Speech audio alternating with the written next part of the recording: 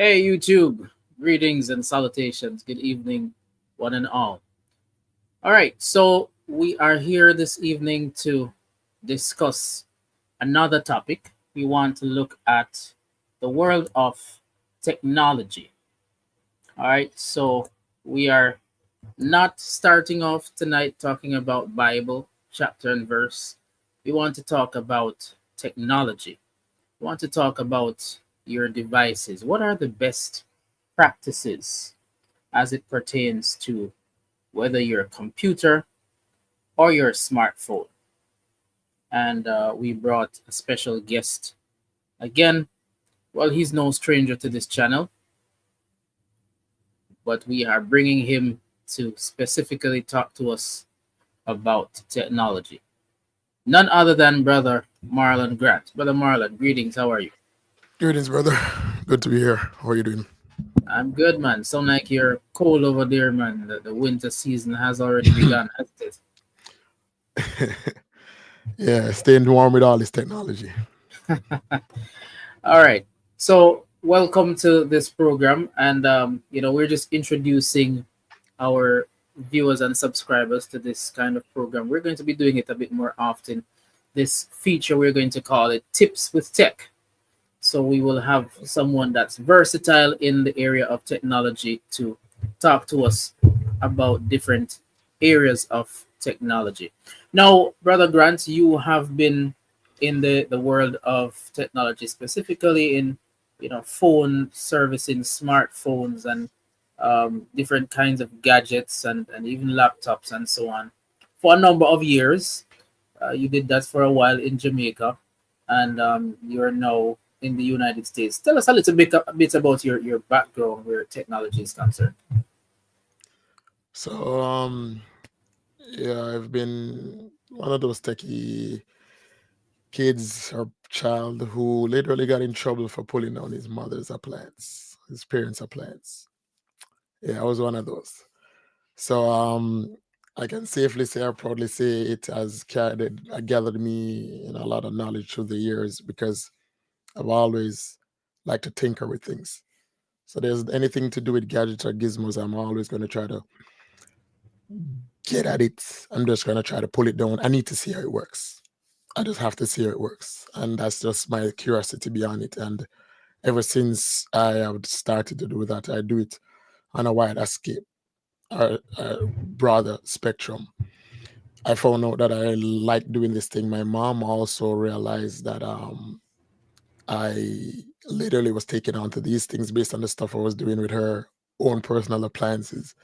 And she and she decided that, listen, I was in a straight academic school, and she literally pulled me from that because she realized that's where my desire was, and she enrolled me into a technical high school. I will always say, big up Kingston Technical, Yeah. So, KTHS, yeah, where I went into, I did electronics, electrical engineer, we would call it. So that gave me a jump start into the world of technology because I now understand how the different components worked and how to mess around with them. So imagine my drive plus gaining the knowledge. And ever since that, I just launched out, and it has ever been my forte.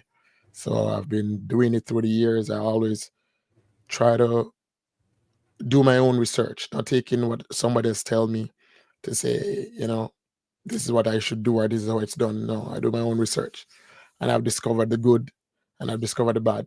And I've learned also about the bad in my own experience, things that I will probably share at a later on time when we're getting more into it, of how I actually fully ruined my mother's portable Oh host my. phone. Oh no. All Not right. understanding technology, but that is it. All Yes, right. sir. So all right. So fast forward to that. You are one of the directors of a very notable company that deals with sales and repairs of smartphones and so on. Tell us a little bit about this company. So Tech Solutions, which we are now partner up and alongside.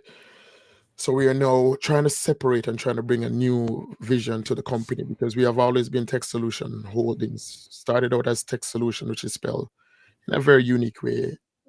Eventually, we'll see it, where it was just me.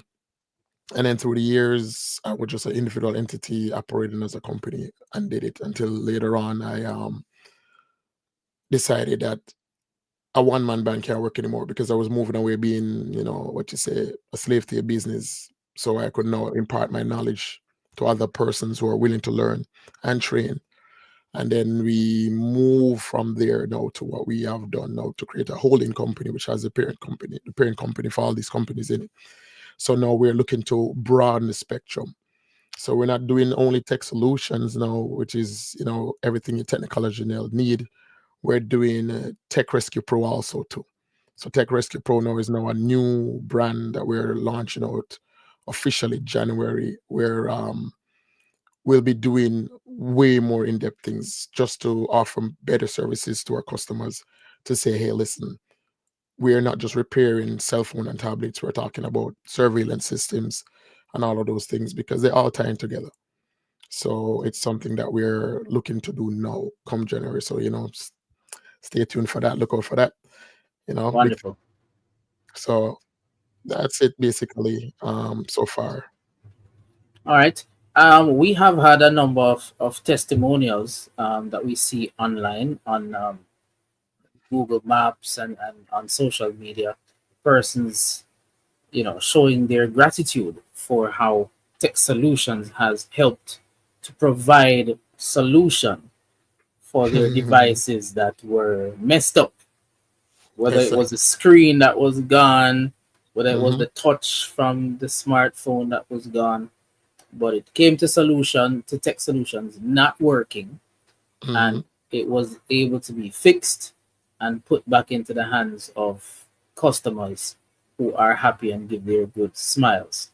Thanks Yes, to sir. the expertise of the persons at Tech Solutions that effectually diagnose the devices and are able to fix them.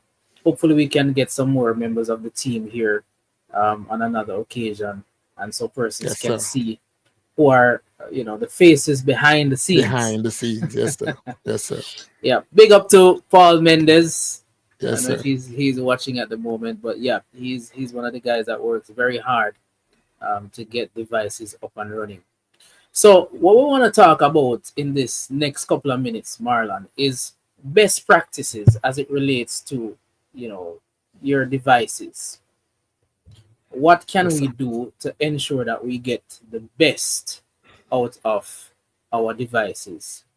All right, and we're not narrowing this down to phones alone. We want to look at phones. We want to look at tablets. We want to look at laptops, essentially. All right. So, first thing we want to talk about is charging your device.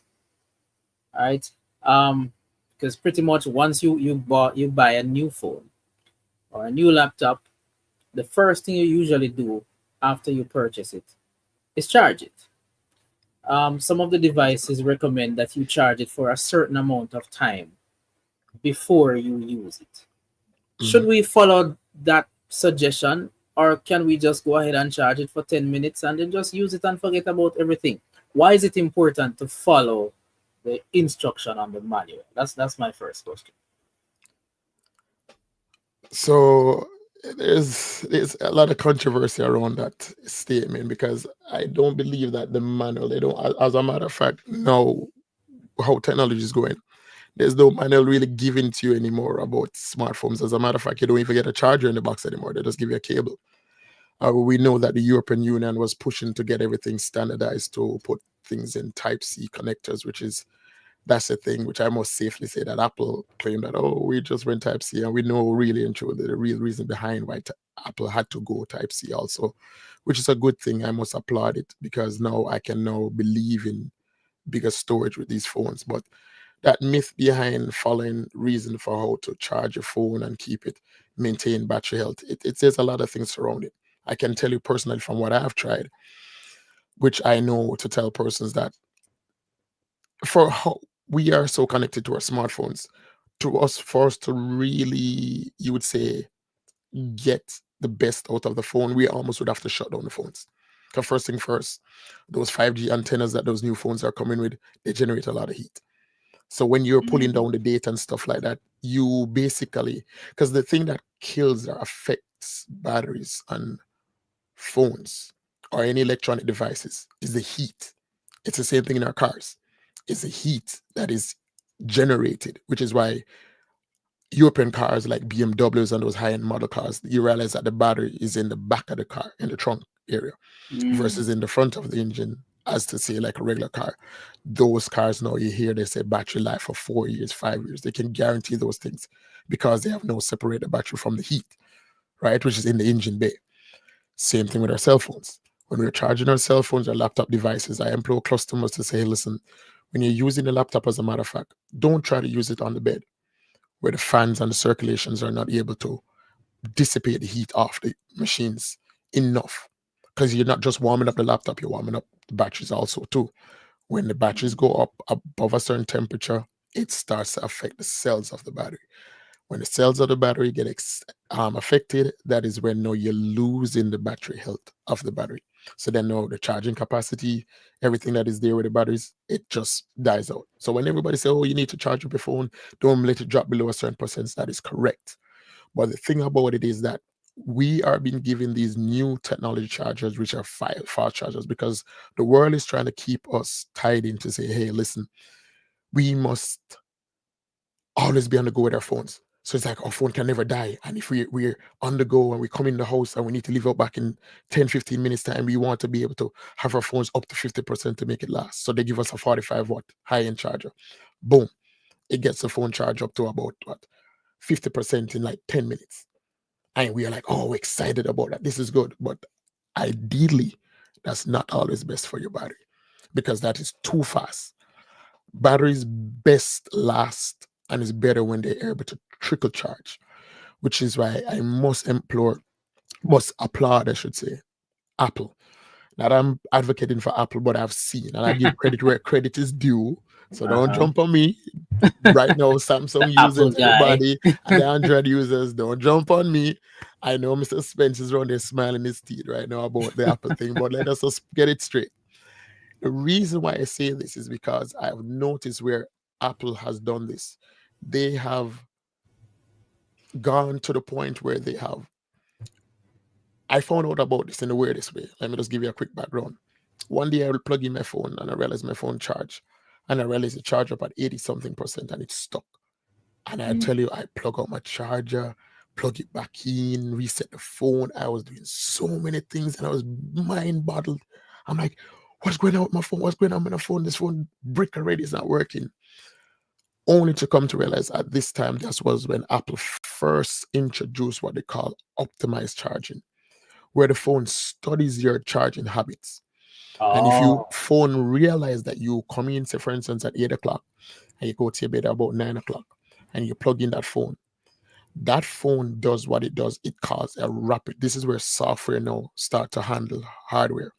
So the phone charges up to about 80%. Say for instance, between the hours of 9 to maybe about 10, thereabout, or maybe about 11. I'm not sure. Don't quote me on it, but in about that frame. And then after that time, the phone goes into what to say optimized charging.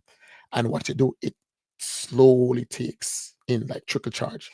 And it trickle charges that battery up until 100% to a specific time. So the software know how to tell the phone, don't just take in all the juice.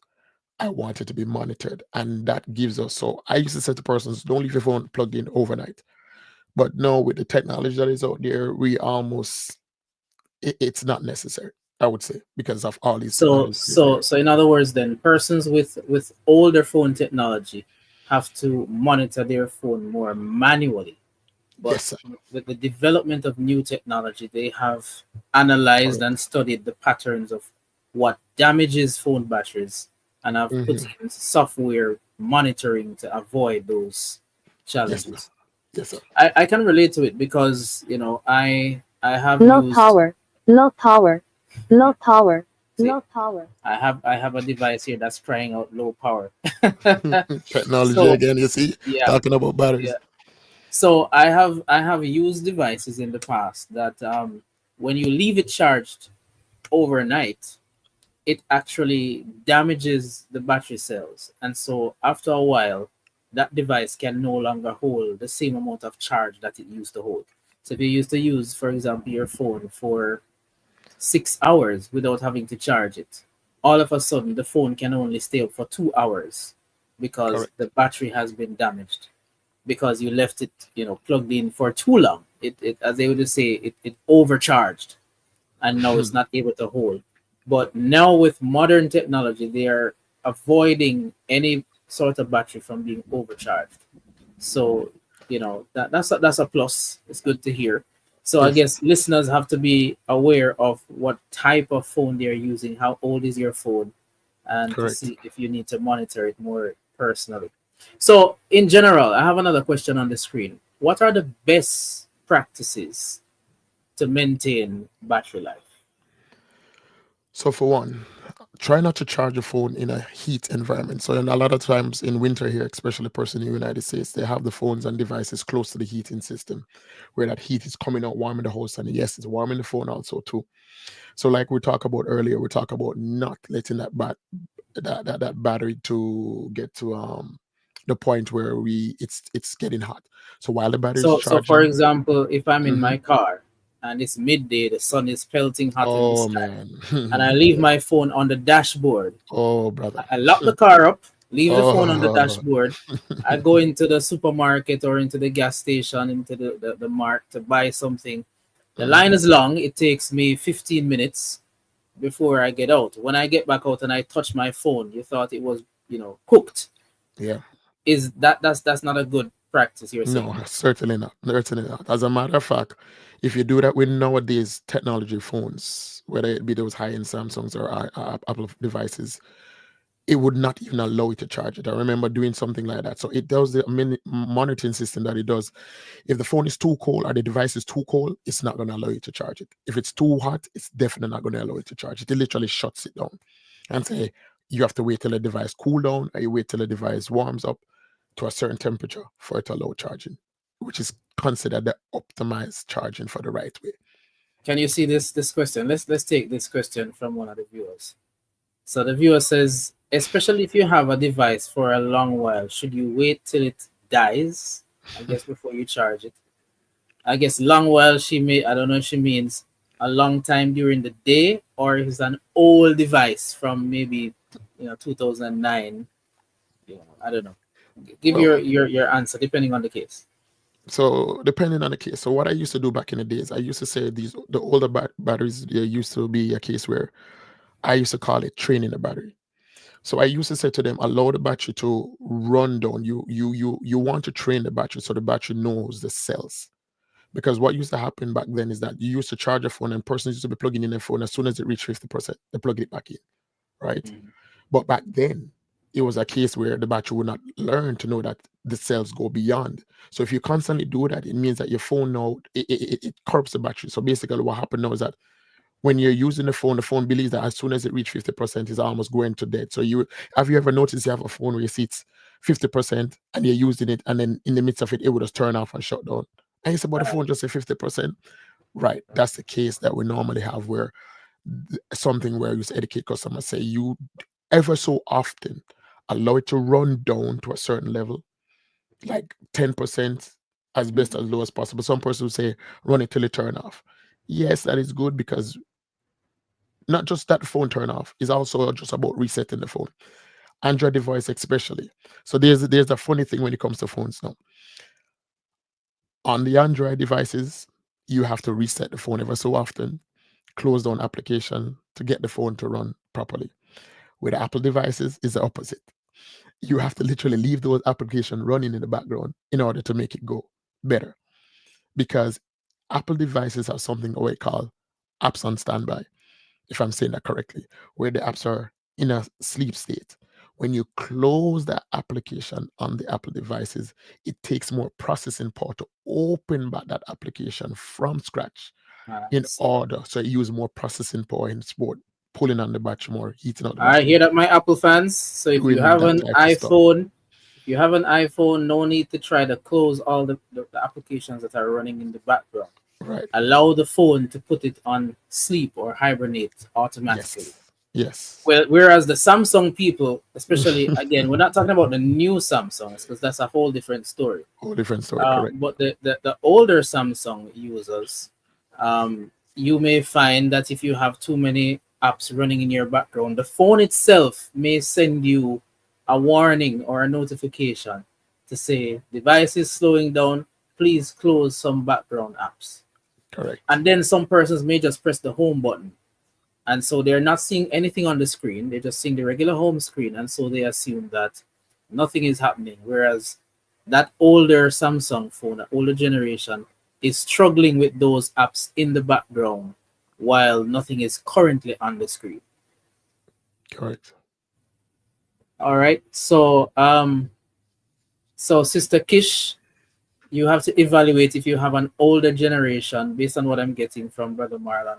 If it's an older generation phone, then you may need to allow it to go through the entire charging cycle. Whereas if it's a newer generation, it does its own computerized analysis. So it's neither here nor there.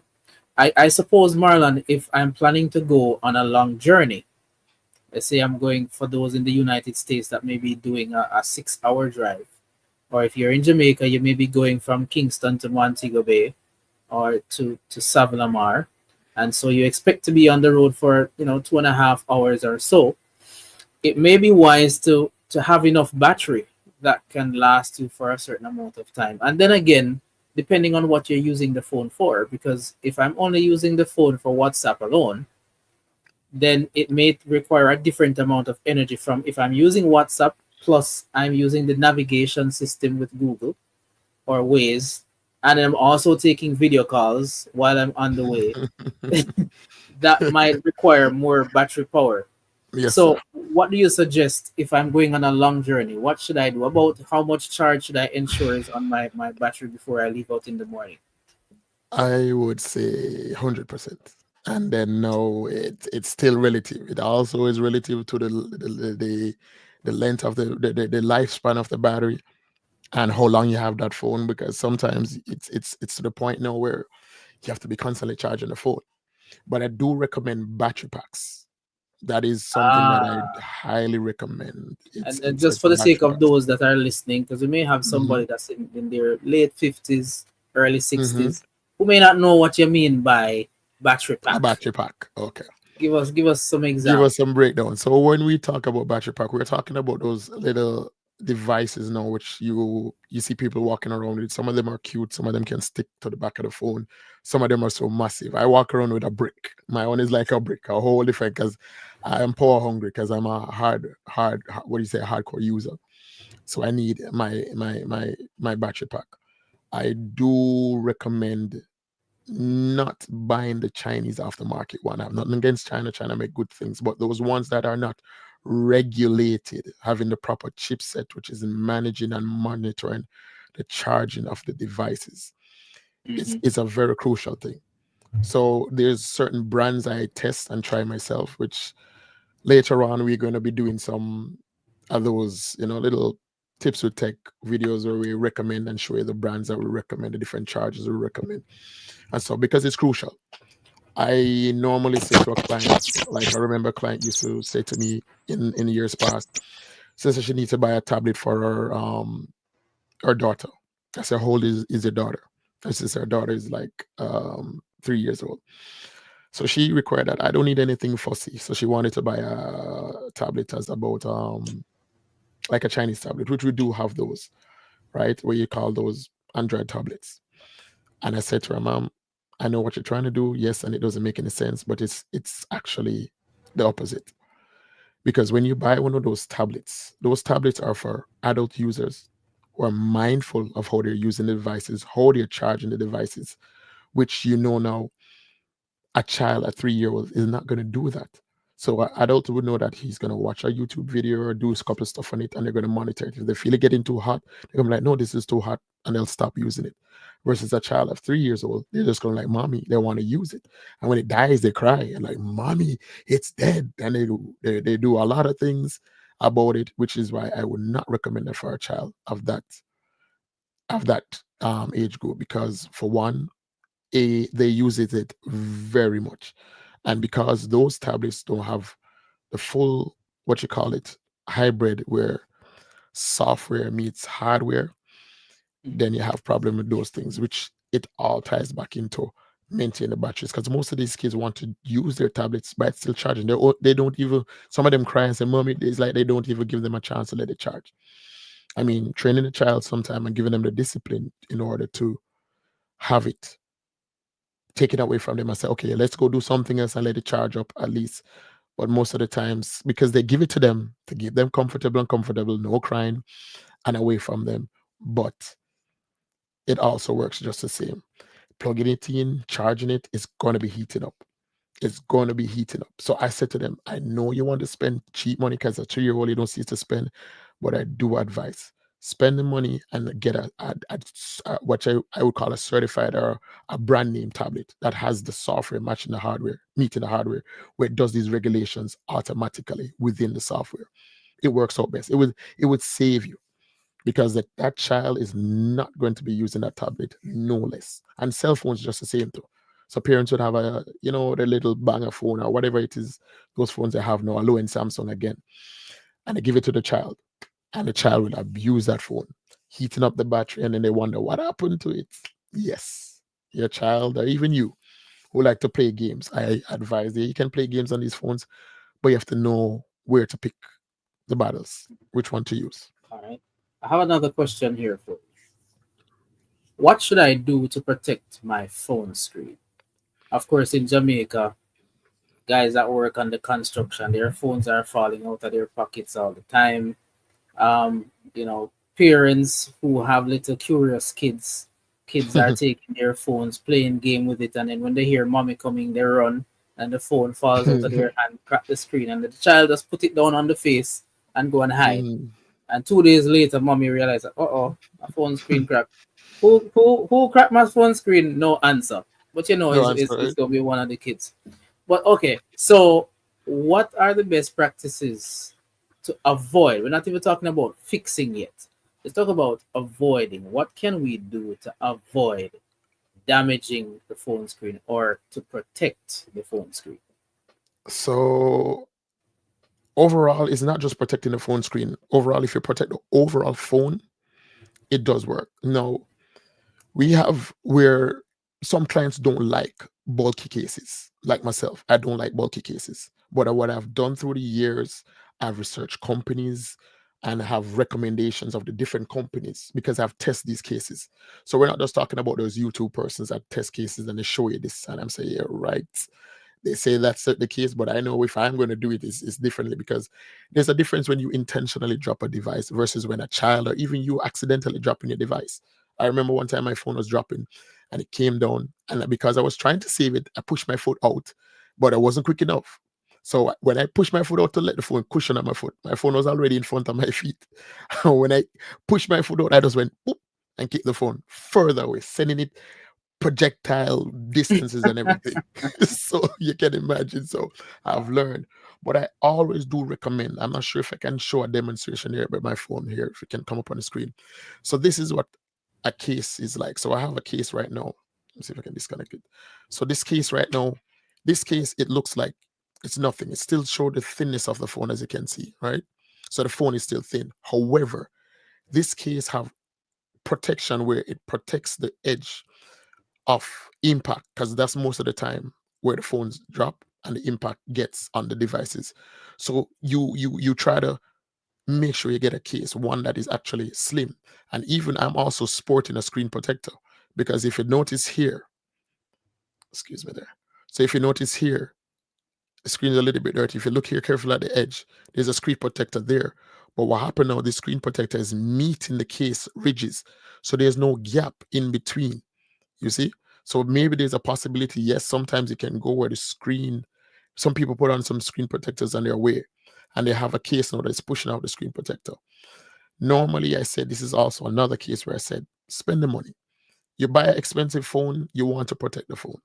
So you want to get a case that is compatible and get a name brand screen protector that can have the compatibleness. I know we don't have this in Jamaica, but I'm trying right now for customers in Jamaica to offer this feature where we give you what they call a lifetime warranty on the screen protectors.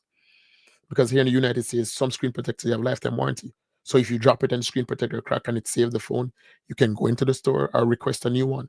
Just take back the old one into them and they just give you a new one just like that. That's something we are trying to Wow. also offer to persons in Jamaica too, because we tend to do that, especially if you come to the store and you repair the phone. We give you warranty on the screen, granted not when it's cracked, but if it falls and there's no sign of proof once you repair with us, we can also honor that screen because our supply also tape at the screen because we would say the screen is defective. So once we can prove that, we normally do what they call a 1 year back in screen repair. So protecting it overall is get a case. So what I normally say to customers, we're selling them a device. I say, listen, I'd rather bundle the costs and give you a good case and a good price and a screen protector, which would normally put complimentary. Because I said to them, I don't want to see what happened like I've seen happen to a client before. Step right out of the store, so excited about her phone, and I don't know what happened. But all I know when she stepped out of the store, I only hear splash. She didn't even get to use the phone. She Wow. stepped out of the store, the phone went splash on the ground. And yes, came right back in, teary eyed and all. And, me already soft hearted trying to help her, which I did my best to help her out also too and fix it. But it's always good to protect it, especially when you have kids. Especially when you have kids where you're giving them the phone, you're giving them the tablet. I normally said when it comes to the kids, give them a child-proof case. You as somebody, if you don't mind, like those guys on the construction site, as you said, most of them don't want the bulky case because they still want a slick phone. But I say to you, if you're on the construction site, get a smartwatch, right? Have something on Mhm. your hand. With if that is if your job can entail that. If not, put the phone to a side, my friend, because unless you're going to put it in one of those case-proof case, and that's the next thing too about cases. So here on the case here too, you realize that my charging ports are covered. So you try to get a case that has the charging port with the flap covered, because a lot of the times we have charging problems. Back to the thing about overheating also, because there's things, dust, lint, Just and stuff get into the charging port. We don't know this. right. You stick the charger in, the charger's not all the way in, but it's enough to connect. And because it's not making proper contact, it end up overheating and then cause the phone overheat just the same. And So I'm always it doesn't charge properly either. well, yeah, it doesn't charge properly, but it will just charge, but overall it's overheating. So yes, back to the point of it's not charging properly. Because So the a reason good why I said that because mhm, I have two different Type C cables, and I noticed that one of them mhm, charges the phone properly. The other one, mhm, it takes twice or three times the length of time to get a full charge. And I noticed that the one that does not charge properly, when I put it inside the phone port, it's a bit slack, which lets me know there is some damage that happened to that charging cable. correct. But Yeah. the other one, once you put it in, it's fitly framed and it's firm inside. And in no time, I get 100% charge. Wonderful. Yeah. So that's another thing too for the clients, tips. When you put your charge into the charging port and you realize it's flimsy, either try to get a new cable or get it checked out to see, what is there what is causing it to do that. Because then you could be creating more damage. Since we're still on battery. You went back on battery. Talk to me a little bit about chargers, because there are chargers and there are chargers and there are chargers.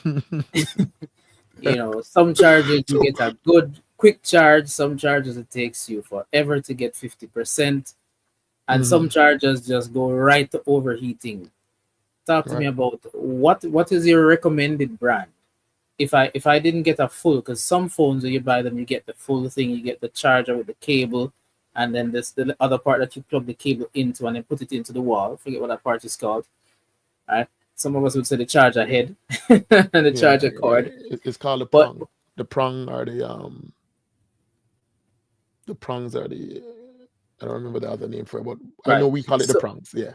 right, so nowadays a lot of phones are coming down with just the cable Mm-hmm. and not the other part. So you have to buy the other part to put the cable in. If that Mm-hmm. is the case, what type do you recommend that customers buy? So I can only speak and I will recommend based on my first experience because I've been using them for years. Anchor is the brand that I support. If you go to the store when we're selling a charger, it's an Anchor charger 10% of the time. Not 20%, sorry, You mean 85% of the 90%? time. Okay. 90% of the time. 85%. I'm being reasonable because a lot of the times it's expensive. So most customers don't. So what I try to do now, we're trying to get better price for it. But the Anchor chargers are the better chargers to use. Why so? Is because they have the technology where that charger is communicating with the phone. Sometimes it's even better than the charger that comes with the phone itself. And I know Wow. persons like to go to the Chinese store and buy those aftermarket chargers and everything. I will Yeah, tell because you, they are my cheaper. friend, If I just have two, and I I get mean, it, if I just have $700 or $1,000, I can and get I a get it. charger. There's a man I on the street somewhere pushing one like a trolley thing with a definitely, phone case, and I can get definitely, a $900 charger. When I yes, go to well, certain stores now, they're going to tell me $2,000 just for one little charger head that something, is and correct. it's That hard is for me correct. to buy that. What is the advantage to make that investment? The advantage is that you're protecting it. So based on how the world is going now, everything is now standardized being USB Type C, which you've noticed, all phones, including the iPhones, the new iPhones, all the new iPhones that released standardized because the European Union demanded this because they're trying to cut down on the electronic footprint, which is basically quote unquote protecting the environment. So they're trying to standardize. So it means less cable, which is why the phones are no longer coming with cables anymore or chargers because they said you're supposed to have a brick already at home, somewhere to throw down where you can use it back. No, this is Oh the yeah, that's case. the other name, brick. Yeah, Brick, right? Good. yeah.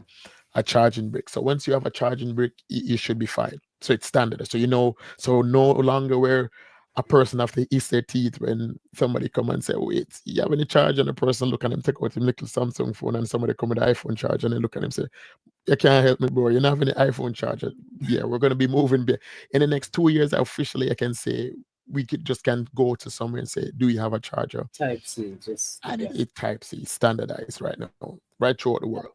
So Anchor is the brand I represent and I use and I trust, especially when it comes to Apple devices. I never uses every time I buy a new device, I never use the charger that comes with it or even think about it because I have my Anchor charger fully regulated and they have learned now about the gang technology. Don't quote me on it. I don't remember what the word gang stands for, but it stands for something about glacier Nasride or something like that. Don't hold me to it. I'll get that word to you. But it basically means that the technology that they have gathered now, it's vast. I know Anchor is my number one. We have tested out U Green as another one, which I have used also too, which these companies are there. But they are companies that we look into them. And like I said, I only back these things that I will test them. We have to test them first to see because we have devices we plug in between the phone and the charging brick. So we do a test for you beforehand. So you can know. So you don't have to go and spend the money and get caught in anything. We literally do it for you. So we offering, which is why we're here now trying to educate customers and persons, users, consumers, how to, protect their devices and let it last for a longer time. All right, I have another question. What should I do if my phone falls in water? What would you do, Mr. Dixon? I love to ask you the question, sir. What is your first Can I reaction can before I I just speak on it? defer on that and just tell you what Different. they No, normally well, say? listen. They Well, here normally one. say if your phone Mm-hmm. falls in water, you put it in some rice. Okay. I mean, I know it's not to season the rice, like rice and No, it's peas, not. rice and phone. No, it's not. But does the rice draw the water out of the phone and make it good to go again in another hour or so? Um, it varies because the reason why they say the rice. I don't know if any we know about. I don't know if we have any. If you have that photo, we could put it up on the screen. The rice is almost like the devices that the little things that come in your shoes box. You know, those little things that come in the package that we always see them, we just throw it away. Or some of them say, wait, this look like something, and we tell it to let it stay away from the kids because it's Right. harmful. But those devices is the same as the rice. However, that myth I would say used to work for back in the days where it could work when you have those Nokia 3310s and those old phones, where those phones were more susceptible to water for one, and also meaning that it was easier for water to come out of them. These new age phones, I'm sorry, my friend, that is not going to work because we have cases where clients have come to the store after having the phone in a rice bin or rice bucket, whatever they put it in rice bowl for over a week. And yet still when they come to us at the store and we open that device, we take photos and show them this. See, water is literally swimming. We can literally hold the phone and shake out water.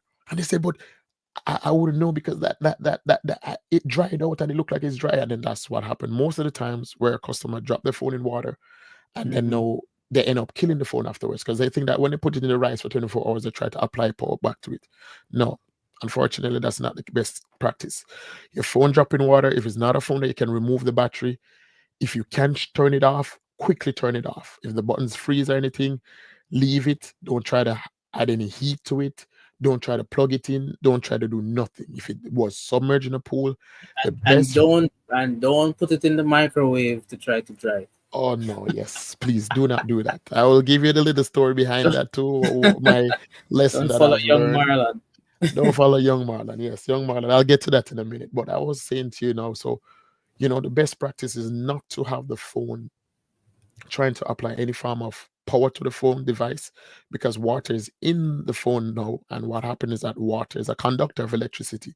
So when the water is in the phone, power now is jumping through circuits that are supposed to be regulated by the different components in the devices, is now being jumping over this or capacitor that's supposed to make this amount of current flow to this proper chip is now skipping over that. So full power is going to where it's not supposed to go. And henceforth, because even your simple devices, even though your But device has a battery, electricity is a conduct is a what's it? no If water. Water yeah, is yeah, a water conductor. is a Hmm. conductor of electricity. So Electricity, if correct. water is in your phone, it's causing Yes. electricity to flow all across the phone to areas where no electricity should go. So Right. Well, essentially, no regulated electricity, electricity is right? supposed to go. Correct. So Hmm. essentially, you're short circuiting your phone if you're trying to charge Correct. it or power it on while it is wet. Correct.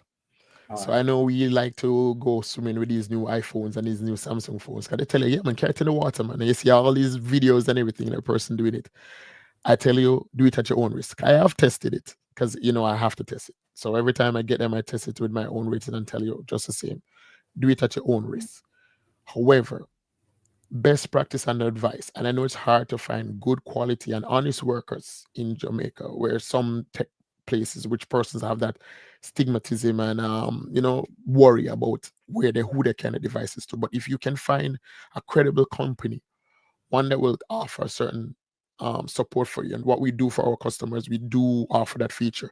You buy a phone from us, and if you don't buy a phone from us, we advise you, once the phone drop in water, try to turn it off, try to get it to a store as quick as possible for them to open it and do the necessary thing to clean the board with certain chemicals, which is allowed to clean the board properly and have the phone now restored. Because a lot of times phones can be saved. Phones can be saved if they are just practicing that and everything like that. Most things we think about quickly is like we get the phone drop in water, the first thing we put the blow dry on it. Wrong, right? Yeah. We decided to it come, we'll try to put it in the oven, double wrong, right? Because in our minds, heat Right, causes things to be dried quickly. That's what we do with our clothes. right, So we're right. trying to say, let's do No, the same thing with the phone. It must work. no. So don't be like me. Don't be like young Marlon back in the days when I remember my first experience with a microwave, when microwave just came out, that was a hit thing. And we see where microwave does wonders and super heat and things dry. and yet still we tend to do it. So I made the mistake then, not knowledgeable, and I was washing the car while talking on the phone. You know, we kids already back in the days on the phone elaboration, and we're on the phone talking, washing the car. Drop the phone inside of a bucket of water, and I panic, and I said, "Oh no." I don't want my mom to have anything to say. I said, what can I do to dry this phone quickly? Because I need this phone to dry out immediately. And I ran in the house, went to the microwave, and that's all she wrote, my brother. Because when I put that thing in there, all I remember when you turn it on, the first 20 seconds, it looked good, like things were happening. Then I started here, pop, pop, pop, pop, pop, pop, pop, pop, like a That popcorn. thing could have All exploded, those, Thank oh God. yes, oh yeah, thank God for mercies, yes. So So to all the kids it's that may watch this, mm-hmm, do not try to put any electrical device, whether phone, tablet, any sort of batteries or anything like that, in the don't even put fork or spoons, anything yes, metallic metal, yes, sir. in inside of No, your microwave. That's our no, we disclaimer. We're big talking about disclaimer. what Marlon did when he was much younger and he learned When I from was that. much younger, Yes. and I learned from that, learned the hard way. So Yes. from then I learned how the technology of the microwave works and how it does its heating process. So, like I said, the best practice, if it drops into water and you yourself cannot open it yourself, take it in. It's the best thing. The rice thing is just not, it's nothing for these new phones. Bear in mind, it can work for the older phones, as you'd say, maybe the banger, but you have to be mindful. You cannot see how much because the components that's in the phones are very, especially when you go to the beach. Seawater is very corrosive. So if it's the beach you went to with it, just forget it. Take that thing in because first of all, that board is going to be need to be clean of the salt. With the salt eats through the components that's in the devices. So stay away from that. So Sister Monica has a question. Sister Monica says, "Greetings. How about the charging cords, and why don't they last long? What type of charger do you recommend for long lasting?" Well, I guess he already explained that the anchor is what he recommends for the end part Chargers. of the charger that you plug Mhm. into the wall, but the cord part she's asking about. Why Right. do So the if cords part? If I can give my little 2 cents before the go experienced ahead. guru Hmm. speaks. um I have different size cords. Let me give an example. So here's this little small one that I don't use because it's so small and tiny. I tend to look at the thickness of it for me. And two, I don't like when the cords are too stiff, because if they're too stiff, this is for me now, right? So Marlon can come behind me and tell me if I'm talking foolishness. But from my experience, if the cords are too stiff and crisp, then not before long they're gonna crack and break. And if they're too tiny, I don't tend to like them. I like when they are a bit more thick, so you can see the difference with the size of just the cords here. So I tend to go for the thicker cords, and I look at the quality of the outer coating of the cord. But Marlon, give me your expertise. That's just my little experience. All right. So here with me, I've taken up two set of cables. Now we can demonstrate them. So we normally try to use the good cables. Now you hear no, you see the problem is that when you go for a cable like this, there's a lot of aftermarket cables like this. So I can't even tell you, oh, get one of these braided ones because really and truly you have a lot. But if you can go for a name brand cable, like for instance, I told you about the brand Anchor. So I'll try to see if we can do this here. I don't know, hope you can see it. Yeah, it's probably reversed now because of how the camera is set here. But this is the Anchor brand cable here. And it's rated for a certain heat charging, certain temperature, and everything like that, which is best because, like I do tell you, if the cables are not up to the certain grade and standard, they overheat, and that's what causes. Because if they're flimsy internally and they're not transferring the amount of current correctly, then no, you'll have that problem that is there. And I can show an example. This here is an original iPhone cable, right? And I've had uses for years now. This is an original cable for the MacBook. Now, I want to take notice here. If you notice here, you realize it's yellow. If you can see it, are you seeing this, Andrew? Are you able to see it? Yes. Well, I can't see the color so clearly, but I can tell it's not white. Right, as you can see. So if you look on the rest of the cable, you realize the rest of the cable is like Mm-hmm. white. But as soon as you reach here, you realize it's a little bit yellow, It's discolored, right? discolored. Right. What happened to the cable over a period of time is the same heat that we talk about. So I know we like to support these guys, on the street and buying a little cable for them and everything. And I'm not saying you can't, but bear in mind, only if it's like an emergency and you need a cable. But let it not be your primary cable that you say, what, I'm just going to buy one of these charger cables from somebody on the street or something like that who are selling these aftermarket cables, right? Because I have a situation where people don't understand that these cables here, as simple as you see it here, this iPhone cable here, right? These cables, it's not just a cable. In the head here, where you see this point here, there's a chip in it, a microchip that Mm. regulates the flow of current to and back and forth to the phone, which communicates also with the charger. When you buy an aftermarket cable, there's nothing like that. Or if there's a chip in there to regulate, it's like one of those aftermarket one, which really does nothing, right? And then when you do that now is where you have the problems. Phones are charging, getting too hot because it's not regulated. There's no proper connection. Again, as we talk about the cables internally here, like you said, the Type C, if it's plugging it in and you realize it's a little bit loose, change the cable as soon as possible, or check out your charging port to see what's wrong with it or where the problem is. But always try to get a good cable. I always do recommend it, right? And this is one of the things I do get what they call the low costing but good cable. If you understand what I'm saying, because I know how it is for persons and how hard it is for persons to literally go through that process of, you know, what you would say the word of just buying a cable or spending so much money. And somebody's like, why should I buy a cable for $1,000 when I can get one for two bills, $300? The guy's on the road selling it. I'm not sure what the price is there now, but I'm advising you against it. It's a big no-no. So it's to We've so it's to seen strike it's to strike that balance between affordability and right durability. and durability. You have to, because it's necessary. I understand that we just think it's just a cable. No, it's far beyond that.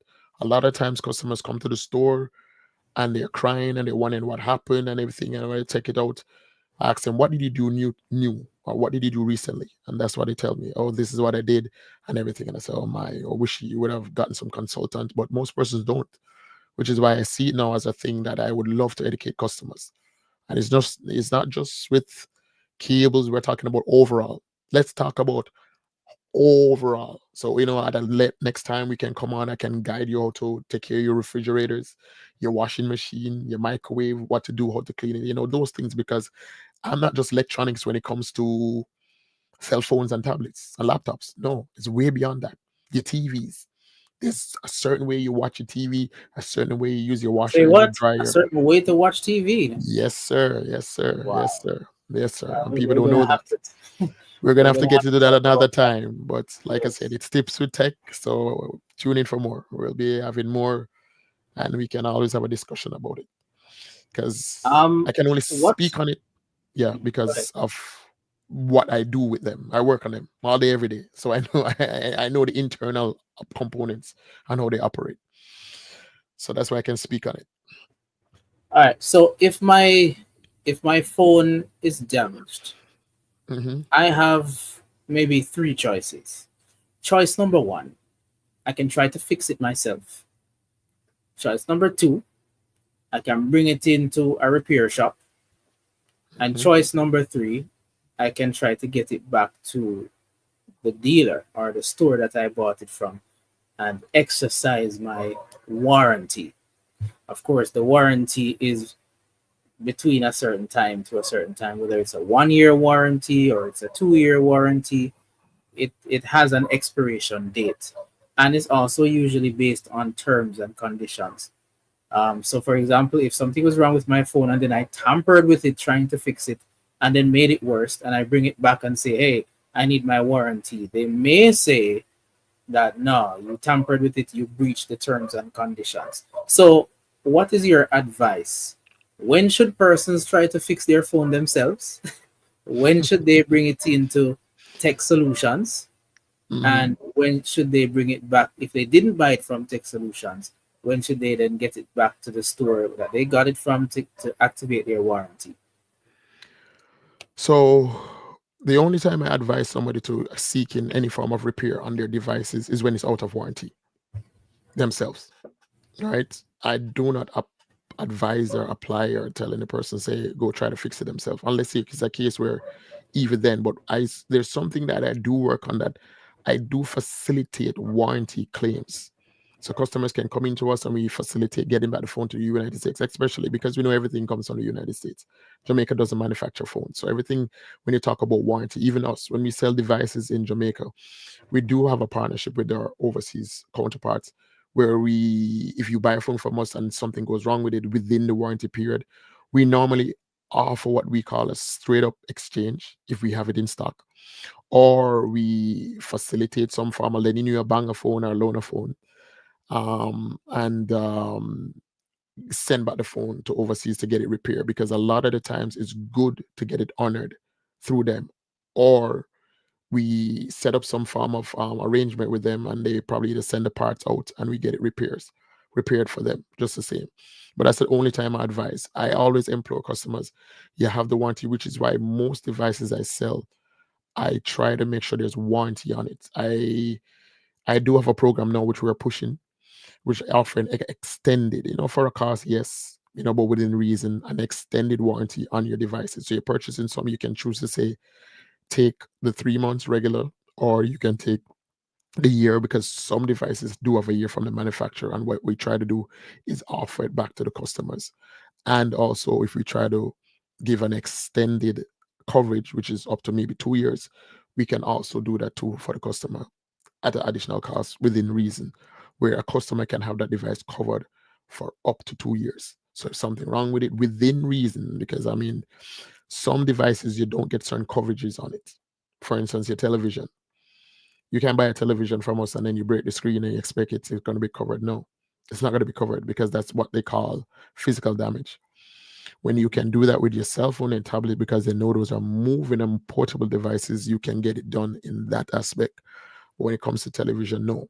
If you have a power surge and everything, we can't really prove, say, hey, this is the reason why. So 10 chances of one, we are able to honor that warranty, because they're saying, hey, the component failed. This is why it happened.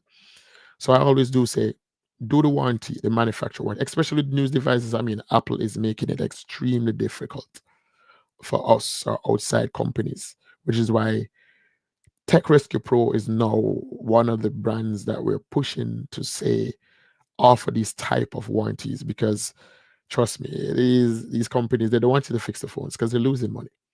There's a big advocates battle between technicians and Apple went on recently, where we the people, technicians, I should say, won it because we got through that, which is good, because they were trying to block us from doing any form of repair on the devices, and I can understand why, because they're trying to keep the brand name, and also because what happened a lot of the times, Texc, you go to them, they charge you money, they tell you it's $20,000 to fix the device, and they put a cheap part in the phone, which is like $5,000. And Mhm. then now they give you a cheap part now, and then when that part fails, you're not gonna say it's a tech that put the cheap part in there. You're gonna overall And so it's not. yeah, you're gonna blame the brand. So they try to Apple has a reputation with brand name, which they try to stand by.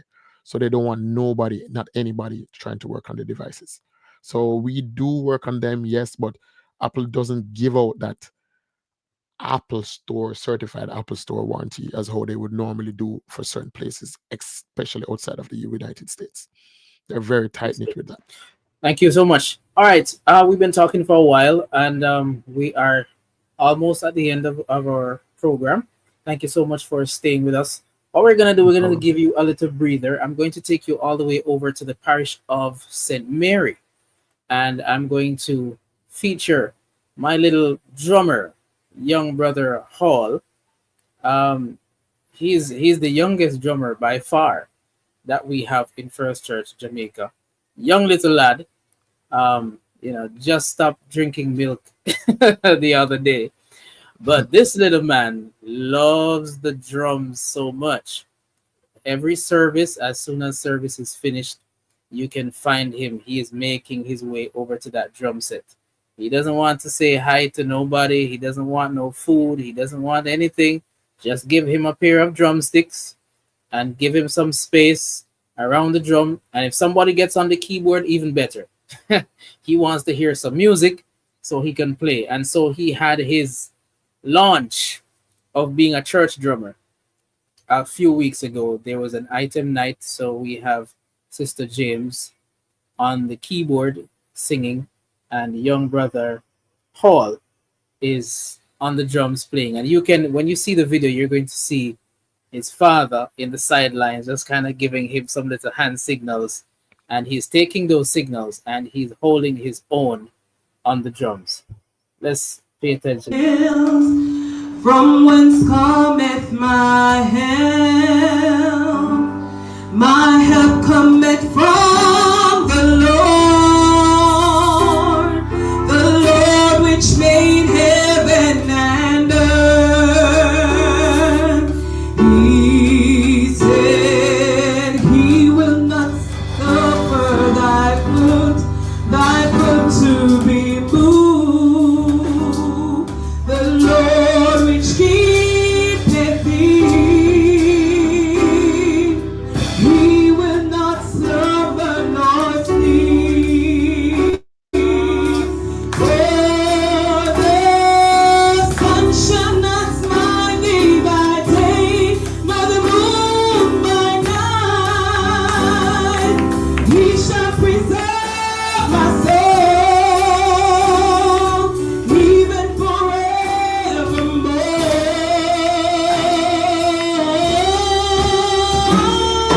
My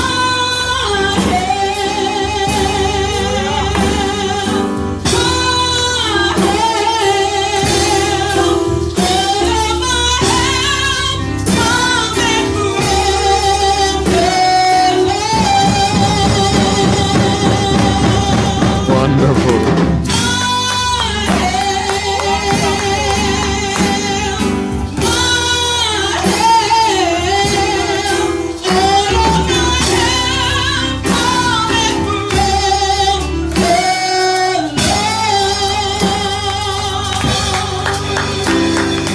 I will lift up mine eyes to the hill, from whence cometh my help. My help cometh from the Lord which made heaven and earth. He said he will not suffer my foot to be moved. The Lord which keepeth thee, he will not slumber nor sleep. Oh, the sun shall not smite thee by day, nor the moon by night. He shall preserve my soul, even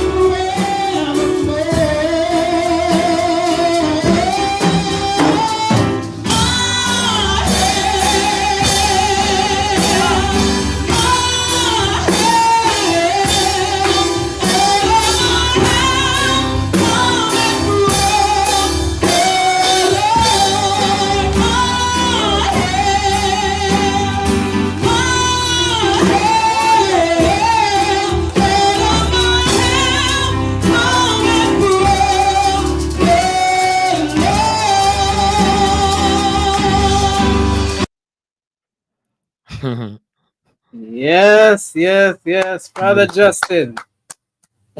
Did I get the name right though? Is that Justin or Jaden? It's two of them. I think that's Jaden, the younger one.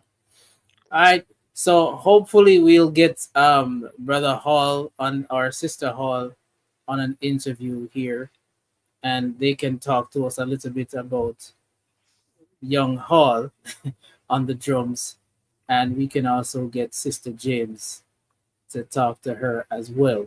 Sister James happens to be the choir director, one of the choir directors there in St. Mary, and she is one has now become the main keyboard player there as well. Right, and she's growing consistently, and we just pray that God keeps her so she remains focused. And do pray for young Justin as he is growing up. You know, he doesn't have a lot of knowledge yet about the devil and all that. So he's coming into a warfare where he has to, you know, stay and learn the word just like all of us. So you pray for him that as he gets older, he will maintain the love of God and God will just increase him and bless his gift. So, Brother Marlon, isn't it a wonderful thing when we can see the little ones, participating in the worship? Listen, man, I do implore that young man right there because I recently decided to say, you know what, I love the sound of music. I always love it and everything. So I decided to let me go sit down around the drum, and brother, that coordination and the foot and everything, I was like, man, I had newfound respect for the drummers. Newfound respect because I realized this thing is more. It has to do with a lot of head and hand. But I think I'm going to try it though. I'm going to look into it because I do like music, and I like that. I think the drum would be my instrument of play. I really like it. I really love to see how it comes together. We hear you trying the singing thing and so on. We pray for you. And listen, keep me in prayer, my brother. We're Keep praying me in for you. prayer. Keep me in prayer. Don't let me start about what I need to exercise. But keep me in prayer. Paul Spence, you are the reason for this. Paul Spence, give him add a new word to his vocabulary. All right. So let's come back and talk about some more technology before we close out. Yes, sir. Brother Chambers, CC, greetings, sir. Thanks for tuning in. CC is asking, Carlington Chambers is asking, is nylon cable good to use? Um, when you mean nylon cables, are you talking about the braided ones, or is it the brand she's talking about? Because I'm not sure. CC, maybe you can give us a little bit more information. because Describe the cable that if you're she if talking she about. if she's talking about this one here, So nylon brother, cables, brother. if you're talking about Okay. this. So if Okay. they're talking about this cable being a nylon cable, I can say yes and no. Yes to the fact that you're getting a known name brand one that has a certain ratings, because they tell you, Mhm. if that is the case, sure, because they are able to flex. They tell you that it have certain bend within it. They give you the how many flex bends you can before it actually start disintegrate. So if you're getting the original one, yes, but not just those aftermarket ones you buy. You again get like a pack of 60. No, try to figure out the brand. I tend to stick to certain brand that I know have to stand by these things and have to build them with certain warranty. I'm just trying to see if I can bring up anyone here on the Amazon link that I can see. But like I said, in future we're going to be testing out some of these cables and using them and giving you our advice on it to tell you where we're going to do a bend test, flex test, because it's good to educate people. Let you know that, hey, listen, these are the brands you can do and use. I already tell you the brands already. Anchor for sure, hands down. As long as you get in the original, because I know there's a lot of clones out there. Once you buy it from the no name, Amazon does good. We're talking about purchasing it. We also do support the Anchor brand. So most of everything that we have there in the island, you can get your Anchor cables and your chargers from us. And we have different tiers. So, there's a price for everybody. It just depends on what you wanted to do. So I do, yes, nylon cables, if this is what you're talking about, sure. But if not, then not the cheap ones, not the aftermarket ones. Because even this one here, it's a good brand also too. This here, I'm not sure if you can see it. I'll probably get a better thing. It's a Belkin. So you have Anchor, you have Belkin. There's some other brands there, but I'll put together, as I do, because like I said, I Yeah, in only our next session we will have some write uploads of some uploads, specific right? types that we recommend. And we only I want recommend the ones that we have tested and tried ourselves, so we can back what we're saying. Speak what you know and testify to what you see. Yeah. Or can we say testify to what you use? All right. So I have a quiz for you guys. I'm gonna put something on the screen, and you tell me who is the person. Who is this person in the video? Put your answers in the chat. Hey, what's going on, my brother? Yeah. Oh, yeah. This is where I'm at right now, bro. Who is this person? What has happened to him? Hey, what's going on, my brother? Yeah. Oh, yeah. This is where I'm at right now, bro. Looking like a caveman. Who's this caveman, brothers and sisters? Can anybody guess? I wonder who I this might wonder. be. I wonder indeed. Looks familiar. Let us see the answers. Well, the people are saying Marlon. Saying brother Marlon. Brother Marlon, what is going on here? This is the use of technology, is it? It is. It is. It is. It I've is. never seen you with so much beard. Striving. One day. One day.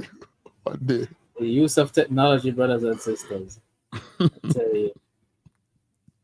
But you know what? What I have seen a few females do. Females have used that same filter to make themselves look like a man, to say, "Oh, this is what I would look like if I was a man."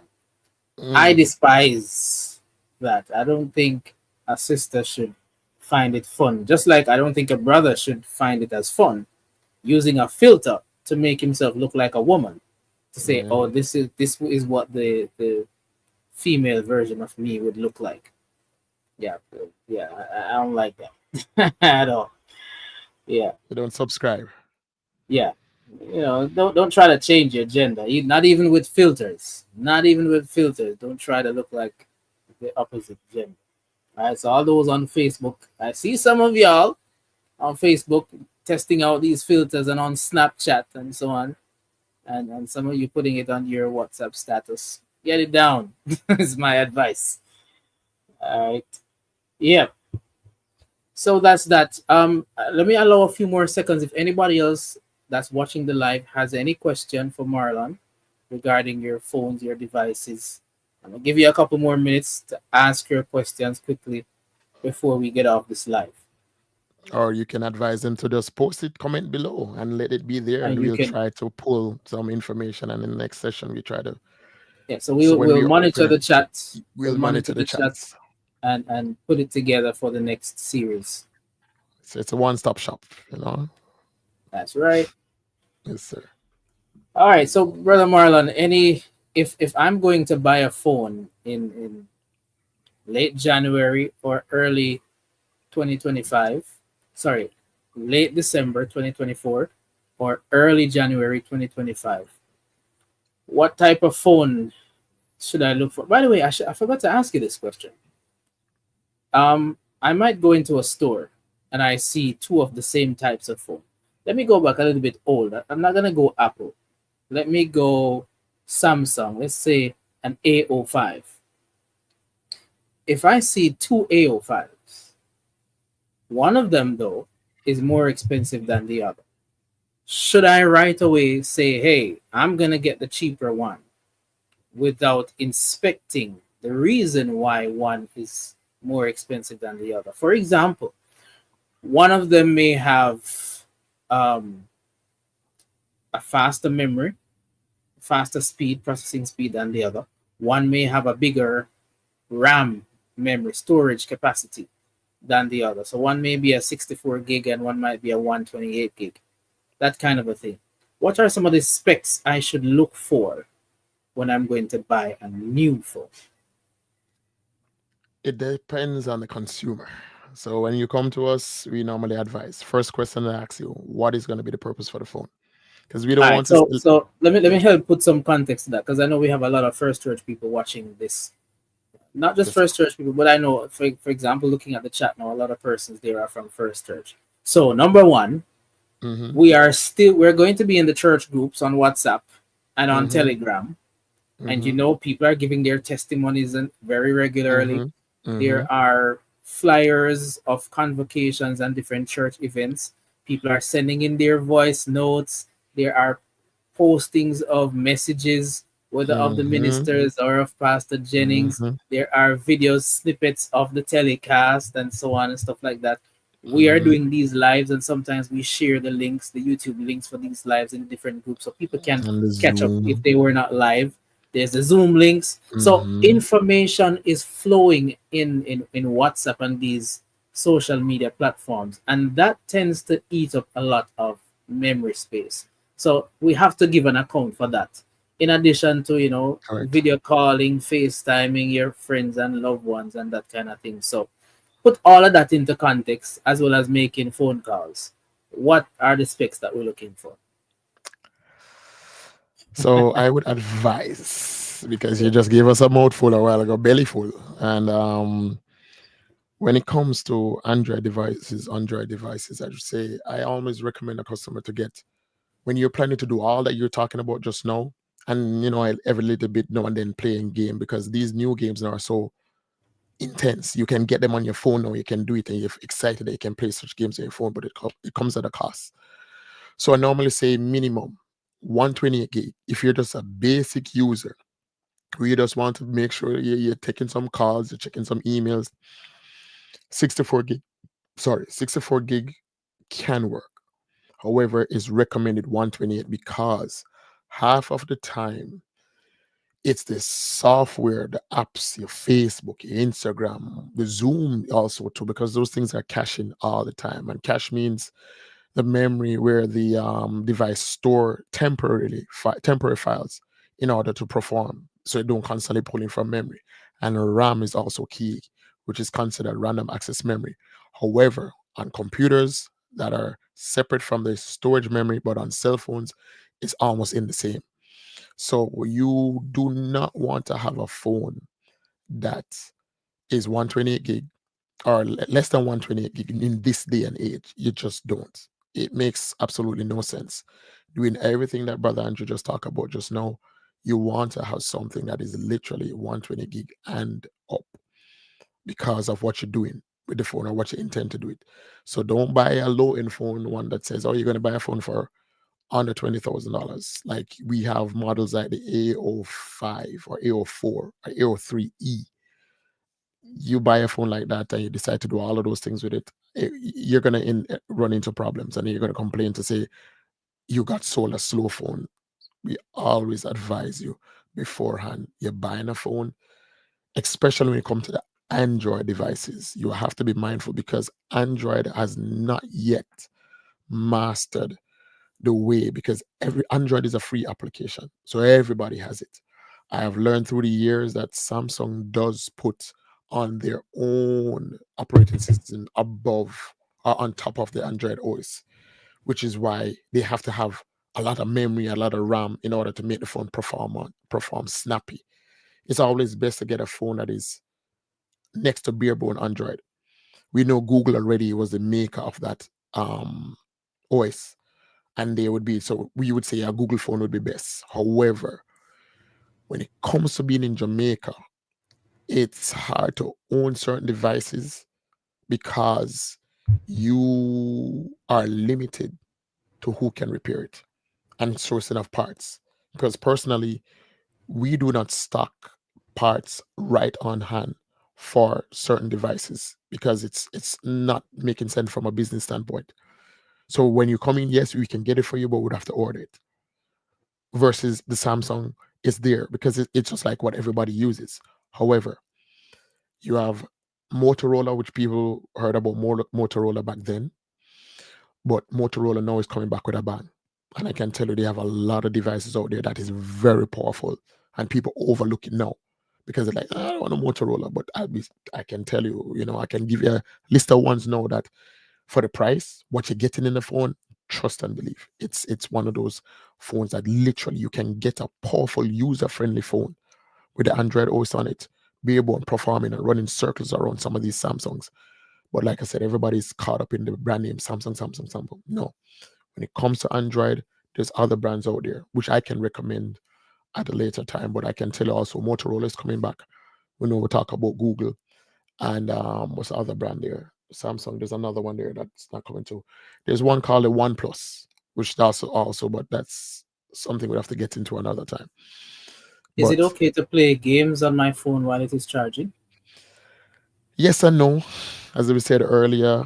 Depends on the type of phone. Depends on the type of phone, because some phones, especially the new phones, have something called game mode.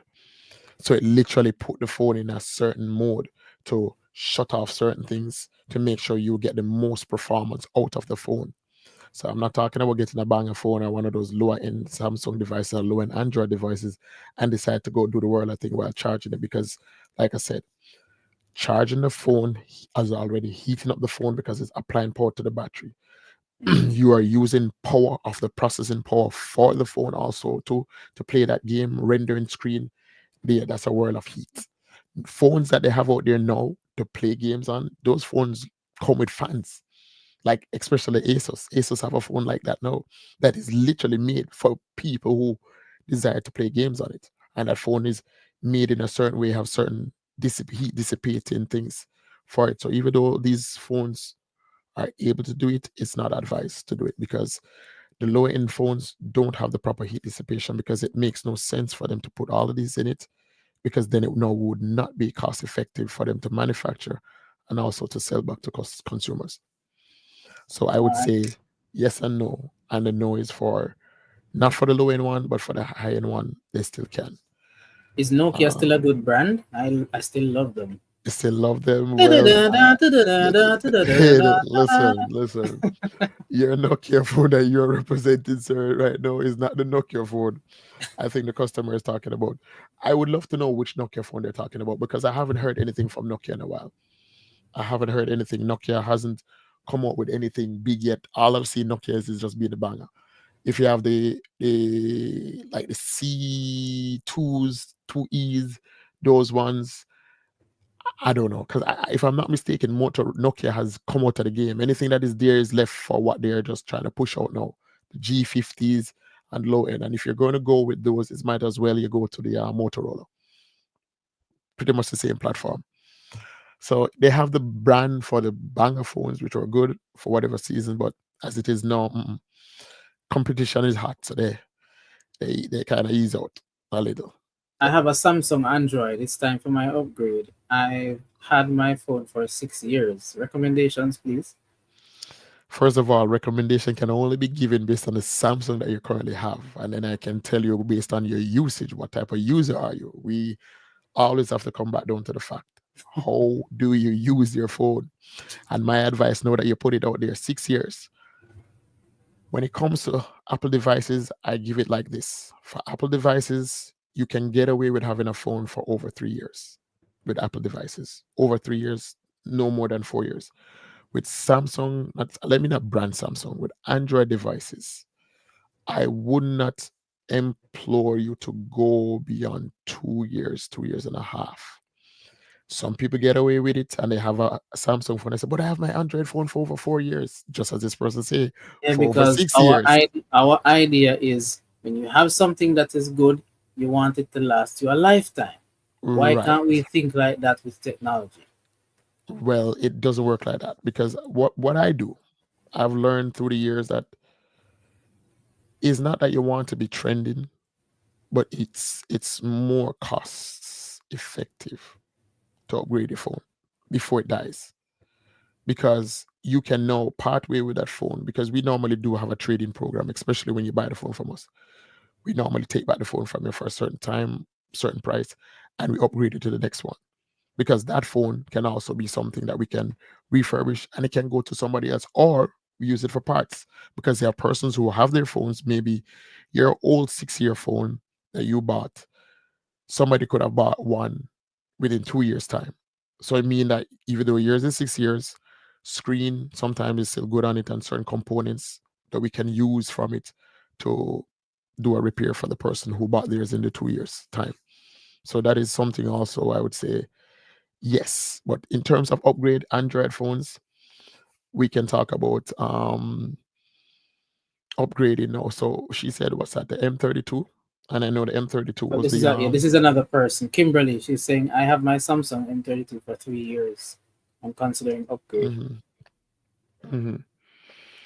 So the Samsung M32 now in this day and age would be falling in the category of the A32s.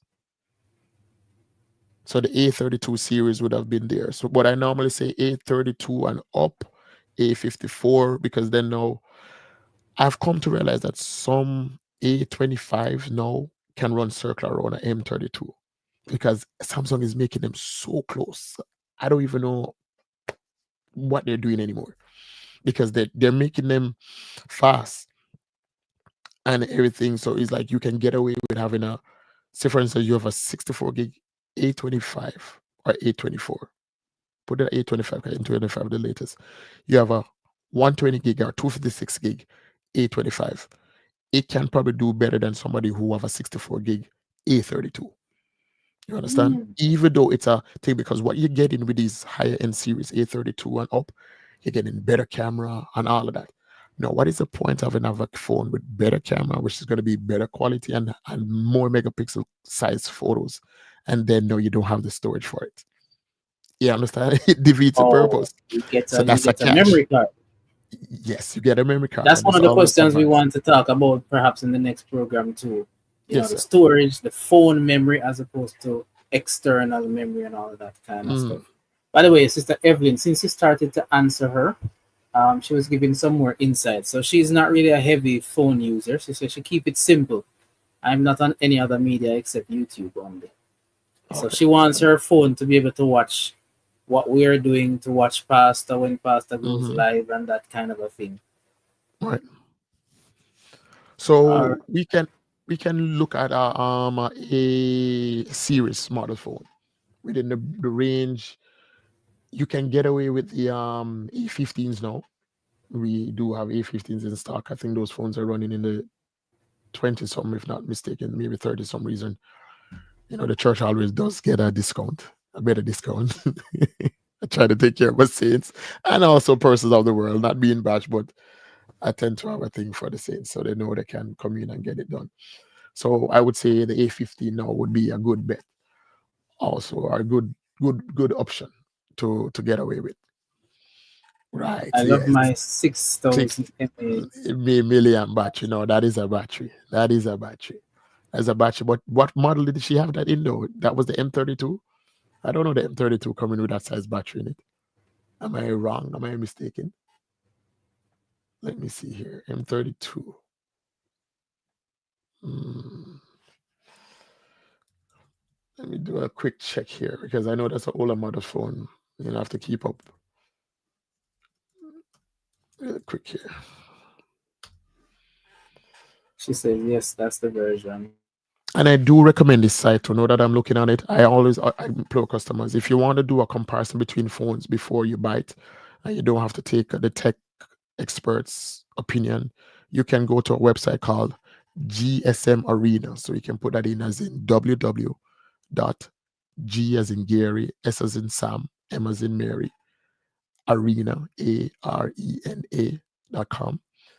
That Wait, site is the way you can do what they call a side by side comparison, the old and the new. So you can see what you will get out of a phone.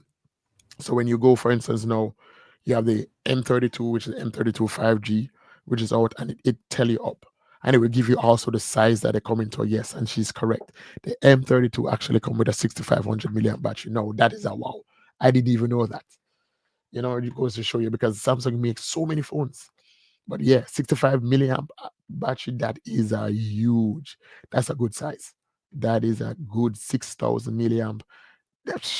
I've never heard they do that with, but I guess they're doing that now with most of these phones, I would say. So it's always good. So you go on the JSON Arena, you go to the compare, because I'm going to do it right now for her, 832, and see right now. So we're going to do a side by side comparison here. So here we have processor, battery. Let's see where the battery is here. internal memory. So you can see the side by side comparison, how many RAM it come with versus how many storage capacity you can get in the highest. You can see the camera side by side. You can also see I'm looking for the battery. Where's that battery? It's over here. They normally put it down. So Oh, it's a here we good thing go. we Yes, brought all the on way the down. tech here so you can get your Yeah, information in the one-stop shop. the one-stop shop, right? So here we have um battery. It just says so for the M2 they just say battery old, so they don't even put anything on it. But now they I don't know why they're doing this now. I guess they stopped doing this now for whatever reason, which is strange. They normally give you a battery like what size? Okay, here we are. I was overlooking it. Silly me. So yes, the battery is there. So the M2 that she talk about comes in two sizes: 66,000 milliamp and also 5,000 milliamp. So the international version comes, and as she was right, she said India. So India region came with that. I got you, and also with the charger. So there's some things they can get away with also too. Sister Brittany says the A5 has, is it A5 or AO5? I think it would be the AO5 AO5 has because good storage as well. yes, it does because it depends on which model you buy. Because you now have the AO5 and you have the AO5S, which is the latest one. So if I Mm. would compare, if she's talking about the straight up AO5, which is the A5, then no, that would be a 2023 phone. So yes, it's still good. It comes with 64 gig, 128 gig, and the battery that it comes with also is 5,000 milliamp, and it comes with a 25-watt charger. But like I said again, these model phones are low end phones, so you're not supposed to be running them red, as you would say, try to abuse them. And no, you don't do that with these model phones. Because when they start slowing down on you, because what model phone do you have, Andrew? Because I think you had a similar situation where you're experiencing some slowing down and you wonder what's going on. Oh, And I the have to A11. explain the 11, right? You see, and the Samsung jump past that. So, The A11 is like, yeah, crawling down. Because what they do also, after a while, I realized this with the companies, especially Samsung, they don't want to keep you updated with these phones. So they try to kill it. And then what's happening now that the developers for Facebook and those other applications that you use, WhatsApp, they're upgrading the softwares for these phones.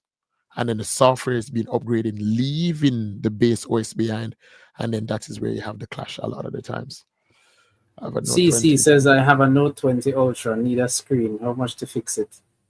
Well, it depends. It really does depends. I can tell you Samsung screens are not cheap because we do support the A plus plus grade, if not the original ones, or what we call the service pack models, which is next to the original one. So what we do, we normally get our screens from suppliers who literally, say for instance, a phone fail, or we buy overstock phones. So we'll take brand new phones and scrap them down, use them for parts. So that is something that we would have to actually give you an idea of. But I'm thinking anywhere between the Note 20, yeah, yeah, Note 20. That's Note 20 Ultra, right? Or is not is a regular Note 20 Ultra? Yeah, Ultra. yeah, yeah, yeah. That screen is very expensive for the model phone. Yeah, because the last time I checked, it was in the 40s. I'm not sure if it came down now, but it was up there because those screens are normally like 200 and some dollars US for the authentic ones because we don't do those aftermarket Chinese C grade ones. It doesn't make no sense because the screens are washed out and then no, it's almost killing the phone after that. You lose the quality and the screen display because these screens come with OLED screens. So when you take an aftermarket screen and put on it, it's one of those things. So I normally advise the client say, if you can upgrade, we upgrade. But if you do inside to fix it, we fix it if you do. But I normally advise you against it because it's more costly to repair that versus getting a new model phone in the same category. Thank you so much. Willow's Creation, thank you for your comment. Willow's Creation says this is a late night live. Yes, sir. Indeed, I'm glad you were able to enjoy our live. As time goes by, we will have more prime time slots that we Yes, will sir. come live to you in more prime time hours. We thank you. The channel. I mean, we have not been posting for quite a while. Maybe like up to a year, I think.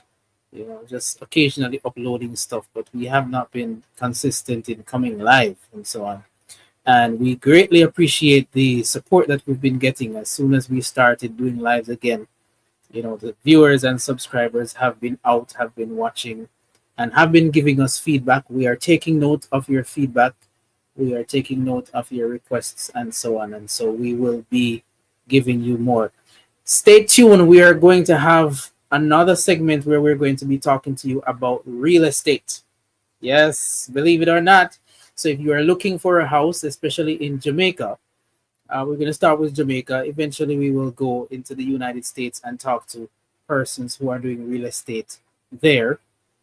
But we have been in dialogue with someone that's in real estate here in Jamaica, and so we're putting together some information to then share with you, so that you can have an idea of what's out there on the market.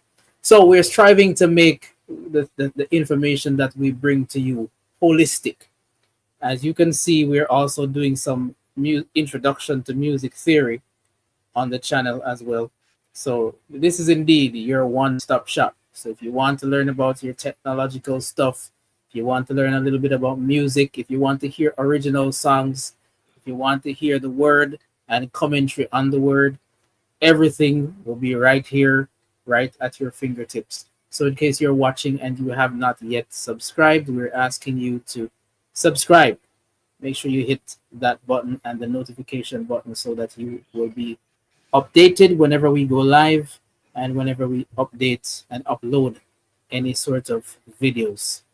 All right, so that's it for us for this evening. Thank you so very much for staying in touch with us. Those who are watching on Facebook, thank you so very much for sticking and staying with us. Until next time, we will see you again and we will talk some more. Peace and blessings unto all.